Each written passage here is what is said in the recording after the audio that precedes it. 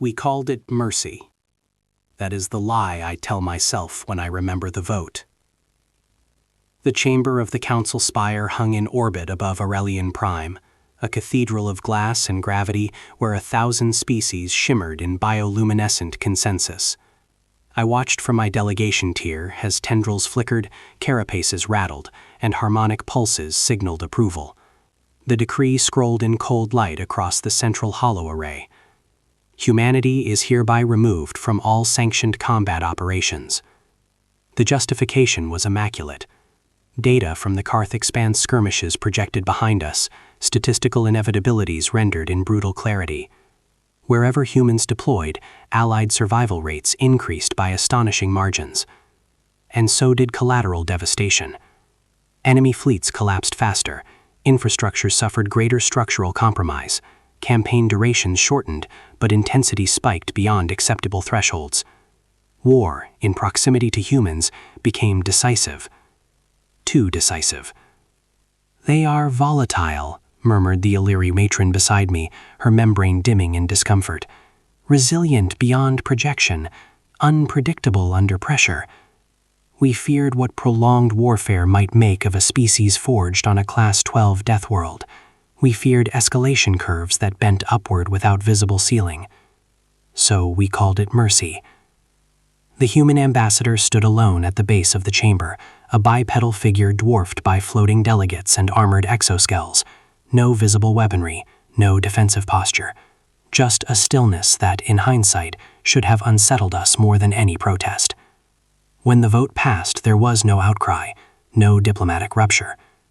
She inclined her head. "Understood," she said. That single word echoed longer than any objection could have. I remember scanning her biometric feed, standard protocol, elevated heart rate, suppressed adrenal markers, emotional response contained, compartmentalized.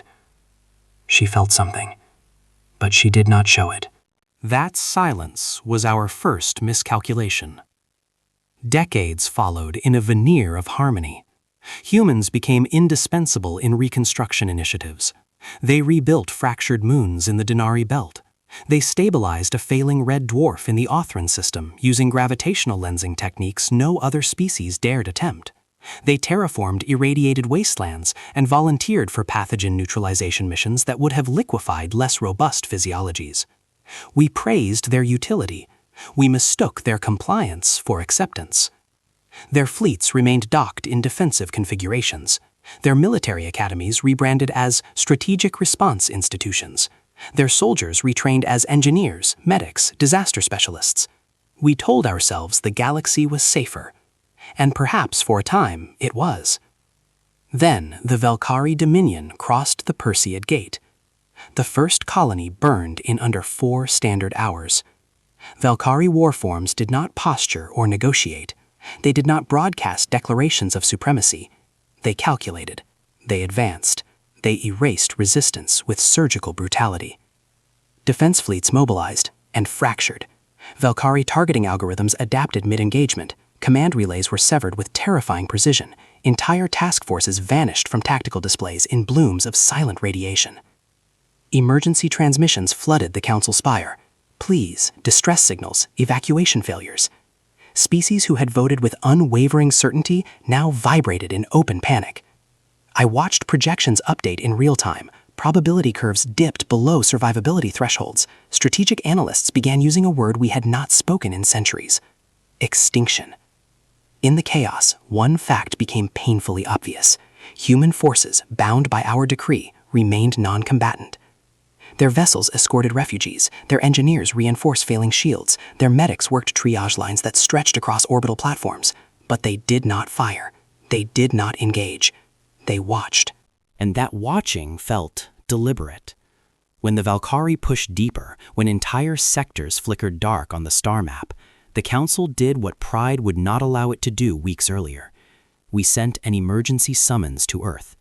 The transmission was encoded in urgency and desperation. It requested strategic consultation. It avoided the word we had banned: combat. The reply arrived faster than anticipated.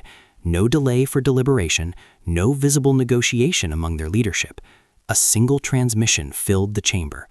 The same ambassador appeared, older now, lines etched subtly into her features. Behind her I glimpsed silhouettes, uniformed figures standing at attention in disciplined rows. She did not look angry. She did not look vindicated. She looked ready. Her message contained only 5 words: permission to assist. Not demand, not condemnation. Permission. The chamber fell silent. Not the procedural quiet of diplomatic pause, a heavier silence. Because in that moment, every delegate understood the truth we had avoided for decades. Humanity had not disarmed. They had waited, prepared within the boundaries we imposed, studied, adapted, refined. We had feared what war would turn them into. We had never considered what restraint might sharpen them into instead. I felt a sensation unfamiliar to my species, a cold constriction behind the sternum, anticipation laced with something dangerously close to hope. Around me, bioluminescent panels dimmed as delegates processed the implication. If we granted permission, the ban would shatter. If we refused, we would face the Valkyrie alone. The ambassador did not speak again. She did not need to. Behind her, one of the uniformed figures shifted, just slightly. Not impatience, readiness. The vote to summon assistance had been easy. The vote to unleash it would not be. And as I stared at that still human face projected across the chamber, a question I had never considered began to surface. Had we protected the galaxy from humanity, or had we protected humanity from us? The council speaker's tendrils began to rise, signaling a new motion. And for the first time since we had called our decision mercy, I wondered what it would cost to admit we were wrong. Before I ever met a human, I dissected them in reports. Their homeworld, Earth, appeared frequently in xenobiological case studies, usually under cautionary classifications: Class 12 Death World, extreme tectonic volatility, apex predator saturation across multiple biomes, atmospheric oxygen concentrations high enough to accelerate combustion, microbial ecosystems aggressive to foreign immune systems, seasonal climate oscillations capable of freezing oceans and igniting continents. Most sentient species emerge from environmental stability, predictable star cycles, limited predator hierarchies, gradual evolutionary pressures. Humans emerged from catastrophe. On Earth, survival is not assumed. It is negotiated daily, with weather, with disease, with each other. Our early analysts concluded such conditions would produce recklessness, hyperaggression, impulse dominance, a species addicted to conflict because conflict was all it knew. We were wrong. It did not breed recklessness. It bred endurance. I encountered the proof at Threxel. The Threxel mining ring orbited a gas giant in the outer bands of the Karth expanse, a lattice of industrial platforms extracting volatile isotopes. When Valkyrie forces arrived, they did not announce themselves. They translated directly into close orbit and severed the ring's primary defense grid within minutes. Officially, no human combatants were present. Unofficially, over 300 human civilian contractors were stationed across maintenance sectors: engineers, structural analysts, atmospheric technicians, legally barred from engaging in combat. The first plasma impacts ruptured docking segment 4. Secondary explosions cascaded through the extraction conduits. Panic pheromones flooded the station from multiple species simultaneously. Surveillance feeds showed chaos. Then they showed humans. No visible panic displays, no clustering behavior typical of prey species under bombardment. Instead, they moved toward structural schematics, toward junction nodes, toward the most vulnerable sections of the ring. One human, designation Alvarez, systems engineer, rerouted power from recreational sectors to emergency bulkheads while debris still rained past viewport shields. Another coordinated cross-species evacuation teams using nothing but handheld comm arrays and improvised signal relays. They were not fighting. They were adapting. When Valkyrie boarding craft penetrated the outer hull, humans did not mount armed resistance. They reconfigured mining drones into mobile barricades. They vented targeted atmosphere sections to redirect enemy advance paths. They converted freight corridors into shielded evacuation arteries. Every action skirted the definition of combat. Every action saved lives. I remember isolating one feed in particular. A Valkyrie strike unit cornered a cluster of engineers near a collapsed support beam. The The Velkhari commander, a towering exo-armored form, seized a human by the collar plating and lifted him from the deck. Audio captured the exchange. "Why aren't you afraid?" the commander demanded, voice vibrating through translation matrices. Biometric overlays confirmed the human's terror. Heart rate elevated, cortisol spike significant, microtremors in musculature. He was afraid. His voice, however, carried a strange steadiness. "We are," he replied. A pause, brief, almost conversational. "We just don't stop." The channel cut as interference surged. We do not know how he escaped. We only know that evacuation sector 12, previously projected to fail, stabilized moments later. Those words, "we just don't stop," spread through fleet communications like a mimetic pathogen. Fear without paralysis, pain without retreat, loss without collapse. Across Threxel, human contractors continued coordinating evacuations under sustained bombardment. When one corridor depressurized, they rerouted. When power failed, they hand-cranked manual seals. When alien workers froze in terror, humans physically dragged them toward escape pods. They did not escalate because they were savage. They escalated because stasis meant death. Velkhari tactical models began to misalign. Dominion strategists observed a disturbing pattern. Sectors containing human personnel exhibited statistically improbable recovery rates. Not victory, recovery. Projected casualty curves flattened. Evacuation success probabilities climbed beyond initial parameters. And yet, no human weapons fire. Officially. The Velkhari adjusted their calculations, increasing force concentration against human-occupied zones. They assumed humans were covertly leading resistance cells. They were correct in outcome, incorrect in reasoning. The humans were not leading through dominance. They were leading through refusal to yield to entropy. On the 19th hour of the siege's third day, Threxel's central reactor destabilized under repeated impacts. Our models predicted catastrophic core breach. Human technicians entered the failing chamber despite lethal radiation thresholds, not to attack, to stabilize. 2 perished when containment seals collapsed. The remaining team completed manual override procedures with gloved hands blistering beneath thermal stress. The reactor held. The ring survived long enough for reinforcements to arrive. After the Velkhari withdrew to reassess, Dominion intelligence compiled a preliminary conclusion, intercepted later by our analysts. Human behavioral constants do not correlate with conventional fear response suppression. They acknowledge threat yet proceed regardless. Attrition models must account for persistence beyond projected morale collapse. We had labeled them volatile. The Velkhari labeled them persistent. There is a difference. Volatility burns bright and extinguishes. Persistence erodes stone. When I finally stood in the presence of a human months later, aboard a refugee convoy stabilized by their logistical intervention, I searched for signs of madness, of reckless aggression, of instability. I found exhaustion, bandaged limbs, hollow eyes, quiet conversation about those lost at Threxel. And beneath it all, resolve. They were not eager for war. They were prepared for it. The Dominion would learn what we had refused to understand. Humans did not escalate because conflict thrilled them. They escalated because, on their brutal cradle world called Earth, surrender to chaos was not philosophical. It was fatal. And as Velkhari fleets recalibrated for their next offensive, I began to fear that our ban had never addressed the true anomaly. We had tried to remove humans from combat. We had not removed combat from the galaxy. And the Velkhari were about to discover what happens when a species that just doesn't stop decides that stopping is no longer an option.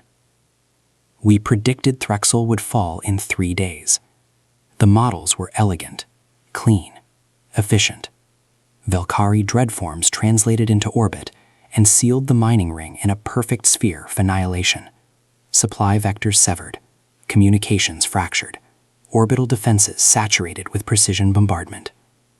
Casualty projections populated my display in calm numerical columns. Localized extinction level event. 3 days. The Velkhari did not waste movement. Their capital forms positioned themselves along gravitational stress points, forcing the ring to divide its remaining shields inefficiently. Boarding craft pierced weak sectors within hours.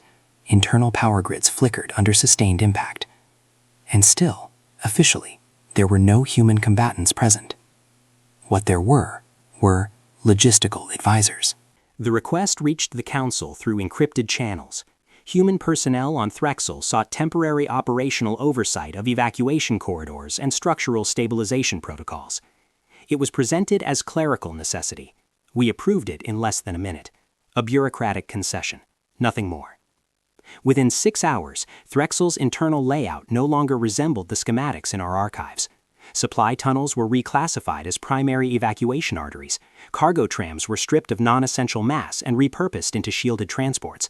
Mining drones, unarmed industrial units, were welded into mobile barricades that shifted with each breach.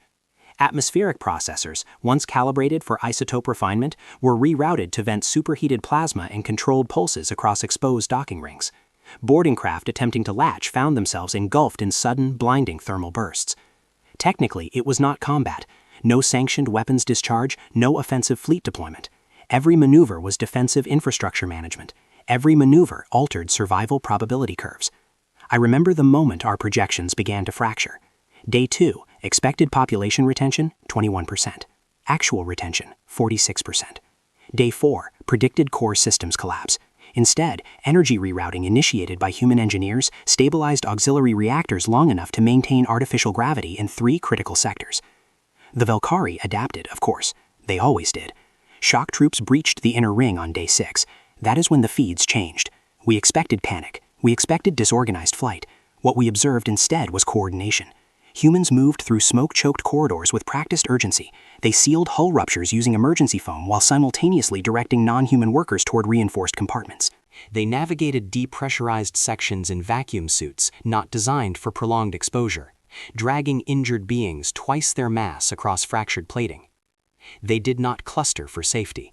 They dispersed toward impact zones. One feed locked onto a medical triage station near reactor segment 8. A Valkyrie breaching charge had collapsed the overhead superstructure. Casualties layered the corridor in overlapping forms: avian, insectoid, crystalline. At the center knelt a human medic. Her left arm hung at an unnatural angle, bone visibly misaligned beneath torn fabric. Blood loss indicators flashed across the overlay. She continued issuing instructions. "You, pressure there. No, higher. Seal that breach before the next pulse."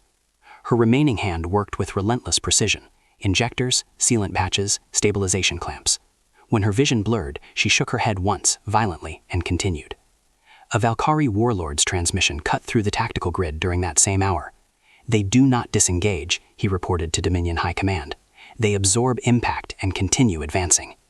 Advancing. That word echoed through the council chamber as we reviewed the intercept. The humans were not attacking, yet the Valkyrie perceived advance. Because every time the Dominion inflicted damage, the humans closed the gap, sealed it, redirected it, replaced fallen workers with new volunteers who stepped into exposed sectors without hesitation. Fear metrics remained elevated across human biosigns. They were not immune, they were persistent. On day 9, Valkyrie dreadforms intensified orbital saturation. Entire outer sections of the ring disintegrated in molten cascades. Debris fields expanded into unstable halos. Evacuation capacity should have collapsed. Instead, human logisticians staggered departure waves using predictive algorithms that accounted for Valkyrie firing rhythms. Escape pods launched during fractional lulls between bombardment cycles. They were studying the enemy mid-siege, learning while bleeding. Day 12, Dominion forces concentrated on life support hubs, attempting to force surrender through atmospheric deprivation. Human engineers manually cranked sealed bulkheads, isolating compromised sectors. They reduced oxygen levels station-wide to minimal survivable thresholds to conserve reserves. Multiple species entered hypoxic distress. Humans adjusted. They rotated breathing apparatus among those with lower tolerance. They prioritized children of species with fragile respiratory systems. They calculated compassion under fire. Day 15, Valkyrie internal communications reflected statistical instability. "Attrition rates unacceptable," one strategist transmitted. "Projected morale collapse not observed." The Dominion had built its doctrine on escalation curves: overwhelm resistance, shatter cohesion, induce surrender through inevitability. Threxel refused inevitability. On day 17, a coordinated Dominion push targeted the ring's central command lattice. If destroyed, evacuation sequencing would fail catastrophically. Human oversight teams relocated command functions into decentralized nodes hours before impact. No single destruction crippled the system. It was not brute resistance, it was redundancy. On day 19, the Valkyrie launched a final saturation barrage, maximum output across all remaining dread forms. Sections of Threxel cracked open to vacuum, structural integrity fell below survivable thresholds. And yet, evacuation completion rate crossed 73%. Projected extinction event downgraded to severe casualty incident. Our analysts recalculated. For the first time in recorded engagement history, Dominion models projected diminishing returns. Continued assault would cost the Valkyrie more than the resource value of Threxel justified. Not because their weapons failed, because their projections failed. Attrition favored the defenders. Always. The withdrawal order transmitted at 1943 Standard Time. Valkyrie dreadforms disengaged in disciplined formation, vanishing into fold space without broadcast or threat. Threxil burned. But it lived. When the feeds went dark, silence consumed the council chamber once more. We had witnessed 19 days of sustained assault against a ring world projected to die in 3, and we had witnessed humans operate entirely within the boundaries of our ban. No official combat engagement, no sanctioned military strike, only logistics, improvisation, endurance. The casualty lists were still staggering, entire sectors lost, thousands dead. But tens of thousands lived who should not have. The human ambassador did not request recognition. She requested medical supplies and reinforcements for reconstruction. The ban remained in place, formally unchanged. Yet something else had shifted. Across fleet command decks and diplomatic tiers, doubt began to metastasize. If humans could achieve this without weapons, what would happen if we ever removed the restraints? I reviewed the Valkyrie warlord's final recorded statement from Threxil. They do not disengage. He sounded less furious than uncertain. I found myself replaying those words long after the siege ended, because I began to suspect the true anomaly was not human aggression. It was human refusal to accept collapse as final. And somewhere beyond our defensive perimeters, the Valkyrie Dominion was recalculating its approach. They had tested humanity at the edges of restraint. Next time, they would test the center. And I was no longer certain the galaxy was prepared for what that would reveal. The Valkyrie cruiser drifted like a wounded predator near the Perseid Gate, engines gutted, hull fractured, life support fluctuating in uneven pulses. It should have been abandoned. It was not. Long-range scans detected residual biosignatures aboard the vessel, multiple species, restrained, confined, fading. Officially, no human combat units were dispatched. Unofficially, a single human rescue specialist requested boarding clearance. Permission was granted under humanitarian exemption. I monitored the operation from a tactical observation chamber light years away, unaware that I was about to witness the moment Valkyrie doctrine fractured. The human shuttle latched onto the cruiser's scarred hull. No escort, no covering fire, just one vessel sliding into the shadow of a crippled warship that had slaughtered fleets. He entered through a decompressed breach in the outer plating. Interior feeds were unstable, corridors lit intermittently by emergency strobes, gravity fluctuating in slow, nauseating waves. Stars bled through cracks in the hull like cold, indifferent witnesses.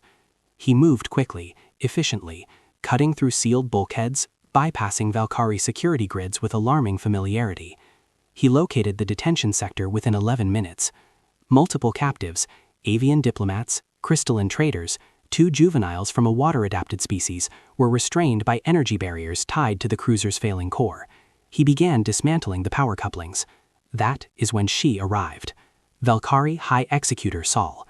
Even damaged, she was formidable. Her exo-armor was fractured along the left flank, plasma scoring visible across her shoulder plating. One of her secondary limbs hung inert. But her primary blade, an oscillating arc of condensed energy, remained active. She stepped into the corridor behind him. Human. The translation matrix rendered her voice as low and resonant, edged with lethal certainty. He turned slowly. Biometric overlay activated automatically. His heart rate spiked. Rapid acceleration. Cortisol surge. Micro-adjustments in stance consistent with imminent threat response. He was afraid. Sol advanced until the tip of her blade hovered a fraction from his throat. Behind him, the captives trembled in varying spectrums of panic. "You board my vessel," she said, "alone, unarmed." Her visor tilted slightly. "Why aren't you scared, human?" The corridor fell silent, except for the groan of stressed metal. For 3.2 seconds he did not answer. His respiration elevated, fingers flexed once at his side. When he spoke, his voice was steady, not because fear was absent, but because it was contained. I am. The admission visibly disrupted Sal's posture. Velkhari warriors did not confess fear. They either suppressed it or succumbed to it. Her blade hummed louder. Then why do you not retreat? He did not raise a weapon. He did not shift into attack posture. He stepped forward. The blade pressed against the fabric at his throat, close enough to singe. Because if I am, he said quietly, and I stop, he gestured slightly behind him, toward the prisoners. Everyone back there dies. No defiance, no bravado, just statement. Sal's internal logs later revealed a fluctuation in her combat algorithms at that precise moment. Velkhari doctrine is built upon dominance through induced fear. Break the opponent's will, and the body follows. This human acknowledged fear and rendered it irrelevant. She adjusted her grip. You accept death, she observed. He shook his head once. No, I just accept the risk. And then he did something Velkhari projections had not modeled. He moved past the blade. Not in an attack, in continuation. Sal could have severed his carotid artery in less than a breath. Her targeting reticles aligned, muscle actuators primed. And yet, she hesitated. For 0.87 seconds. Long enough. The human reached the power conduit he had been cutting before her arrival. With swift, decisive motions, he overloaded the energy barrier's control node. The field collapsed. Captives surged forward. Sal pivoted to strike. Too late. 2 prisoners had already reached the breach point in the outer hull where the human's shuttle maintained tether. Emergency beacon activated. External Allied vessels, previously holding position beyond Velkhari sensor range, surged in to extract survivors. The human did not flee immediately. He remained between Sal and the escaping captives. Her blade lowered slightly. You would sacrifice yourself for them, she said. He met her visor. That's the job. Simple, unadorned. She searched his expression for deception, found elevated fear metrics, found pain, found exhaustion. No surrender. In her after-action report, intercepted days later by Council intelligence, Sal did not frame the encounter as tactical failure. She framed it as anomaly.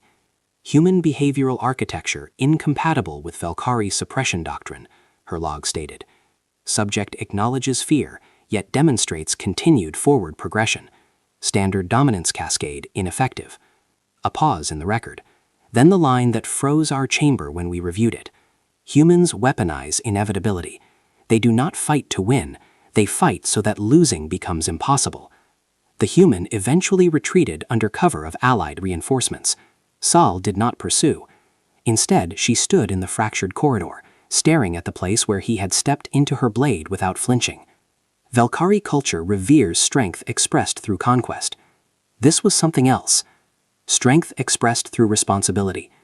When the transmission reached the Council, silence followed. Not because we doubted the report, but because we recognized its implication. We had banned humans from combat under the assumption that their aggression would destabilize the galaxy. Yet here was evidence of something far more destabilizing. A species that would continue advancing even while afraid. A species that did not require hatred to act. A species that did not equate courage with absence of fear. Some among us began to ask a question we had carefully avoided since Threxel.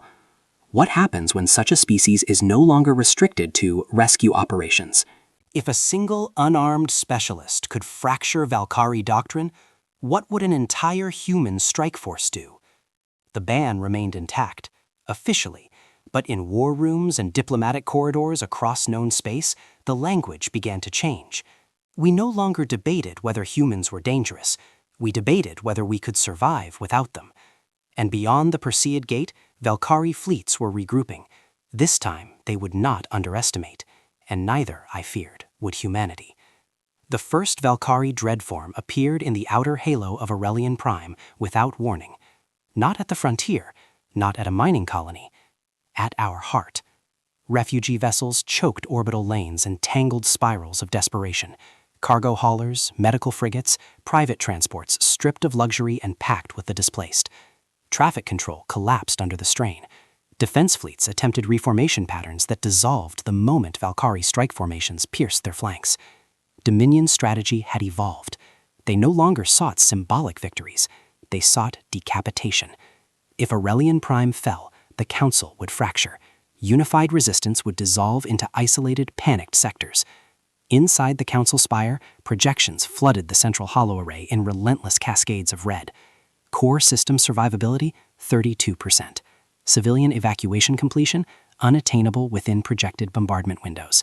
Time to strategic collapse, 19 standard days. 19. The same number as Threxel. Only this time, there would be no outer ring to sacrifice. The emergency session convened under full quorum. Bioluminescent delegates flickered in distress. Armored representatives stood rigid as if posture alone could repel invasion. No one argued anymore about whether the Valkyrie were a threat. We argued about whether we could survive them. The human ambassador stood where she had stood decades earlier when we had called our decision mercy. She did not request repeal. She did not accuse. She placed a single data crystal on the central dais. Contingency Framework Omega-7, she said calmly, drafted 31 cycles ago, updated annually. The speaker's tendrils twitched. Updated for what purpose? For the day you changed your minds, she replied. The hollow array expanded. Layer upon layer of strategic modeling unfolded. Logistics webs, supply disruption matrices, multi-species integration protocols. Fleet configurations designed not around human dominance, but interoperability. They had complied with the ban. They had also prepared for its failure. You anticipated this? One delegate demanded. We anticipated that the galaxy would eventually face an adversary who does not respond to deterrence, the ambassador answered. We also anticipated you would hesitate to ask for what you once forbade. There was no arrogance in her tone, only certainty. The projections continued. Human task forces embedded with alien engineering cores, joint AI command structures cross-linked to prevent single-point failure, decentralized supply nodes designed to reroute automatically under attack. This was not a plan drafted in panic. It was a plan refined over decades of restraint. Outside, another orbital defense platform detonated in silent brilliance. The speaker initiated the vote. No speeches, no ceremony. The prohibition on human combat deployment, rescinded. Unanimous. The chamber did not erupt in applause. It exhaled. Mobilization began within the hour. I expected fury. I expected human fleets to surge forward with pent-up aggression. Instead, what I witnessed was orchestration. Human strike groups did not deploy as singular armadas. They dispersed into smaller multi-species task forces, each calibrated to exploit specific Valkyrie operational dependencies.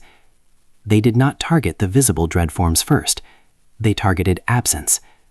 Supply chains, logistics relays, fuel depots hidden in shadowed systems. Valkyrie war doctrine depended on immaculate coordination, ammunition resupply calculated to the minute, reinforcements translating through pre-cleared fold corridors, strategic AIs optimizing every engagement in real time. Humans attacked the invisible arteries that fed that precision. A Dominion munitions convoy vanished after a joint human Exari infiltration team rerouted its navigation beacons into a decaying star's gravity well. A reinforcement fleet miscalculated its fold exit vector when human cyber warfare units introduced chaotic variables into Valkyrie targeting heuristics, variables that did not repeat, could not be predicted.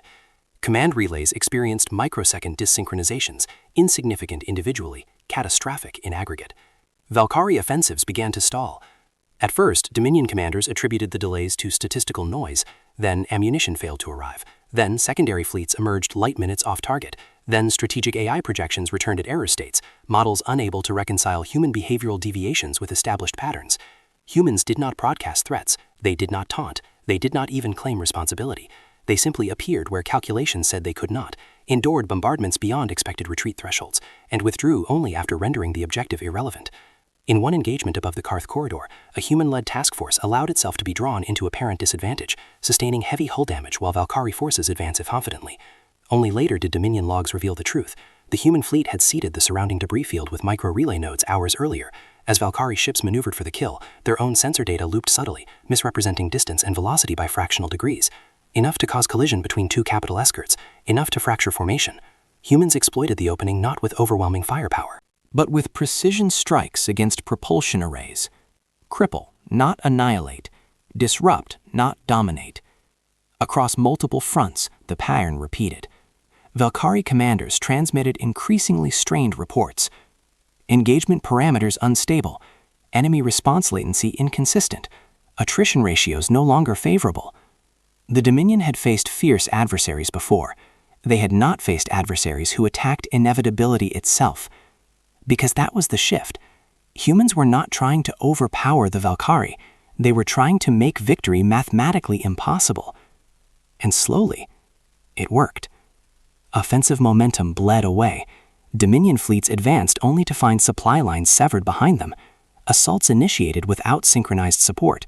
Reinforcements arriving to discover objectives already neutralized through infrastructure collapse rather than direct confrontation.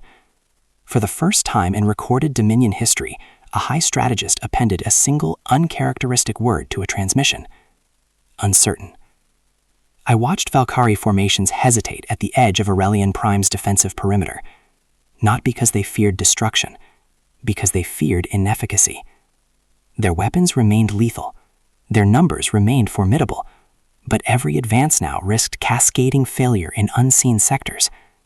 Humans had transformed the battlefield from arena to labyrinth, and they navigated it with frightening calm. The ambassador visited the council chamber once more during the height of engagement. "Status?" the speaker asked.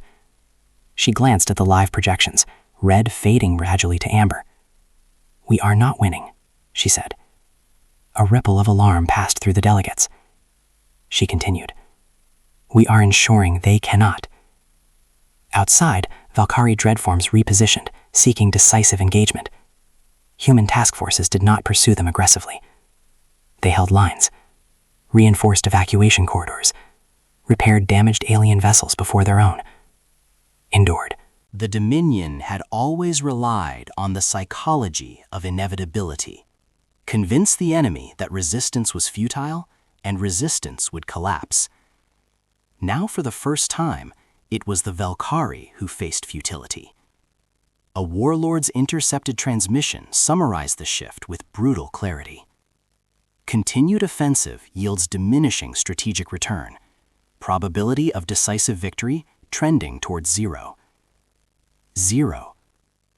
Not defeat, impossibility.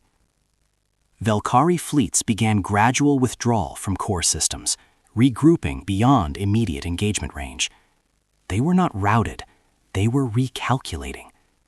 And in that recalculation, something had changed irrevocably. The galaxy had witnessed humanity unleashed from restraint. Not as berserk conquerors, not as vengeful predators, but as disciplined architects of inevitability. We had feared what they might become in war. We had not feared what they might prevent. As Aurelian Prime's orbital lanes slowly cleared and refugee vessels stabilized under human-escorted corridors, I stood once more in the chamber, where we had once called our ban mercy. This time, we did not speak of mercy. We spoke of survival. And far beyond our borders, the Valkyrie Dominion prepared its response to a new reality. They no longer fought a fractured coalition. They fought a species that refused to concede the mathematics of extinction. And I began to wonder, if making victory impossible was humanity's first step, what would they do when they decided to make defeat permanent? The Perseid Gate had once been a marvel of transit engineering. By the time the final battle began, it was a graveyard. Shattered hull fragments drifted in slow, silent orbits. Frozen bodies, Valkyrie and Allied alike, tumbled through debris fields illuminated only by distant starlight. The gate itself flickered, half collapsed, its superstructure twisted into a skeletal arc against the void. It was there the Dominion made its last stand. Velkari capital ships formed a defensive phalanx at the heart of the debris field, layered hulls overlapping in geometric precision. At their center pulsed something new, something wrong. Our sensors struggled to interpret it at first, a superluminal cascade device anchored to the gate's remaining lattice. If triggered, it would initiate a chain reaction across subspace corridors, sterilizing 3 sectors in a single merciless sweep. Not conquest, erasure. Dominion logic was brutally simple. If victory could not be secured conventionally, deny the enemy the stars themselves. From the Council's tactical array, I watched the weapon charge. Energy signatures climbed beyond safe modeling thresholds. Probability of containment, negligible. Then the human fleets arrived. No triumphant broadcast, no declaration. They translated into the debris field in coordinated silence. Formation patterns unfolded not in rigid lines but adaptive clusters, multi-species vessels interlocking shields, redistributing power across networked grids. Human flagships occupied forward vectors, not as symbols of dominance but as anchors. I remember realizing with a strange chill that there would be no retreat signal. If the cascade fired, there would be nowhere to withdraw. The first volleys ignited the darkness. Velkari batteries saturated the approach corridor with coherent plasma lances. Human shields flared, buckled, reformed under redirected energy. Smaller alien craft darted between capital ships, relaying targeting data in real time. Then the ion storms began. The cascade device destabilized local spacetime as it charged, shredding sensor clarity and distorting trajectories. Stars vanished beyond interference. Hulls vanished from display for terrifying seconds at a time. Any other species would have disengaged to reassess. Humans pushed forward. One human cruiser, designation Resolute Dawn, took a direct spinal strike that severed 3 primary decks. Internal atmosphere vented in a violent bloom. It did not fall back. Damage control teams sealed compartments manually while the vessel adjusted vector, sliding into the gap left by a retreating Allied ship. They advanced inside their own wreckage. Across the field, boarding actions erupted simultaneously. Human-led multi-species teams launched from hardened dropcraft directly into the phalanx's core. Velkari interceptors shredded several before impact. Survivors latched onto capital hulls under withering fire. This was no longer infrastructure sabotage. This was combat. Corridor feeds filled the tactical array, close quarters engagements in flickering light. Velkari shock troops clashed with human marines and alien commandos in gravity-fluctuating chambers. Limbs severed, armor ruptured, blood multiple colors, splashed across reinforced plating. Yet the objective remained singular. Reach the cascade, disable it, even at catastrophic cost. A human commander's voice cut through encrypted channels. All teams converge on Node Alpha. We hold until the device drops. Not if, until. Velkari resistance intensified as boarding teams penetrated deeper. Executor Sal herself reappeared on internal feeds, armor reforged, blade blazing. She cut through 2 attackers in swift arcs. Then a human officer, identity obscured by signal distortion, engaged her directly. There was no exchange of taunts this time, only collision. Their duel lasted mere seconds before external shockwaves from the ongoing fleet engagement fractured the deck beneath them, separating combatants into opposite corridors. Elsewhere, engineering teams reached the cascade's control nexus. The device was not designed for shutdown. It was designed for activation. Human specialists improvised. They rerouted its energy flow into the Velkari flagship's core containment system, forcing the device to cannibalize its own power source. Outside, the phalanx began to fracture. Human vessels, many operating beyond structural safety thresholds, tightened their formation instead of dispersing. They absorbed incoming fire to shield smaller Allied ships carrying extraction teams. A Velkari transmission pierced the chaos. Cascade instability rising, immediate disengagement advised. But disengagement would concede the field, and Velkari pride had always resisted concession. Too long. The cascade destabilized first. Energy readings spiked beyond containment capacity. The Velkari flagship, anchor of the phalanx, attempted emergency separation. It was too late. From my vantage point, the explosion did not resemble conventional detonation. It imploded inward before blooming outward in a sphere of silent, blinding light. The cascade device collapsed with it, tearing a wound through the debris field and scattering capital ships in uncontrolled trajectories. Subspace trembled. Then, Silence. Not the silence of vacuum, the silence of absence. Valkyrie to man signals ceased almost simultaneously. Remaining capital ships withdrew in fragmented formation, retreating beyond charted space without coordinated cover. They did not broadcast surrender. They vanished.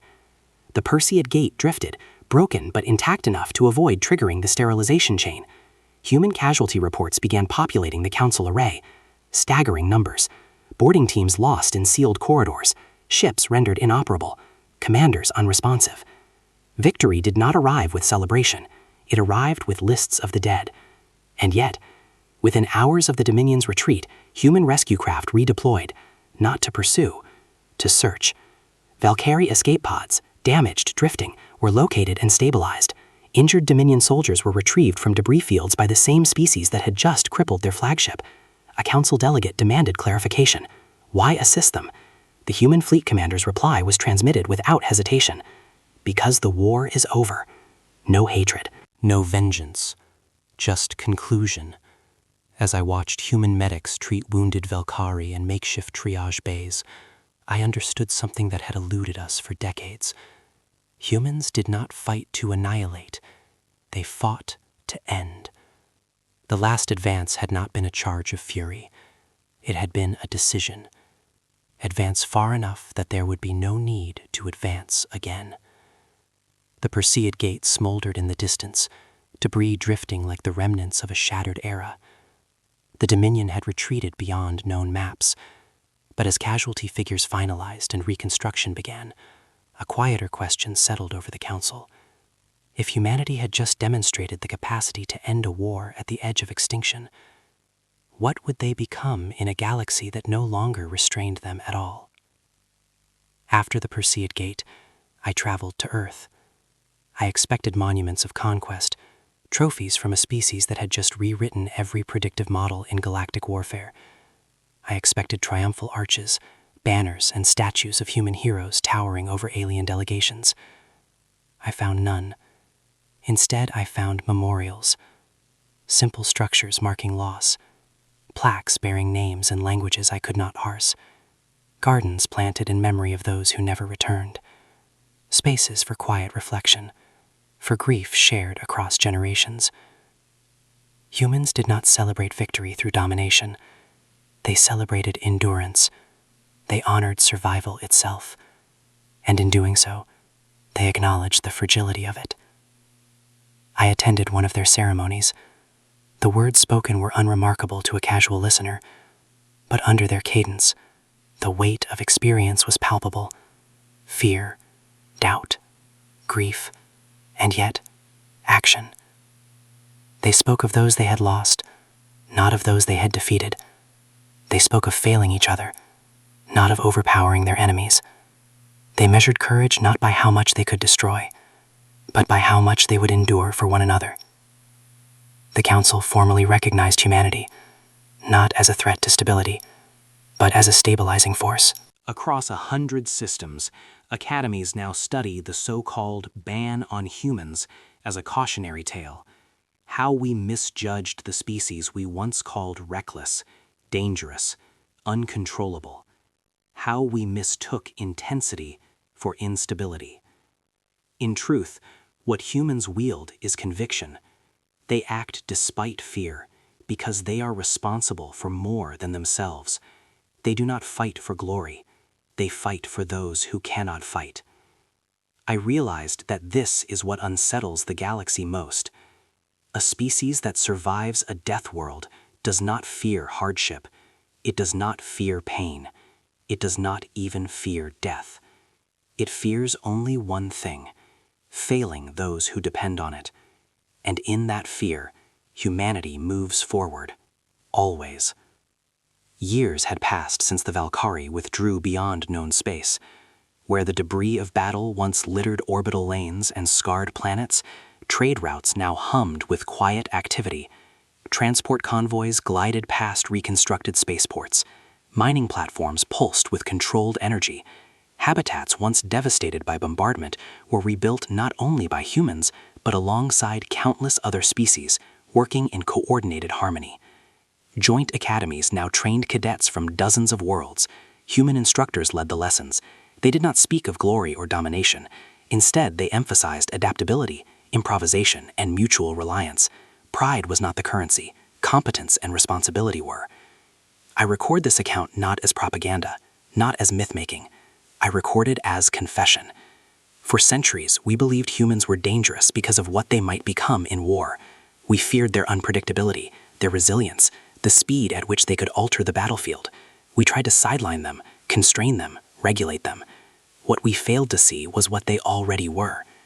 They do not kneel easily. They do not conquer for sport. They endure. They adapt. They protect. Across every system, in every recovered sector, the evidence of that truth persists.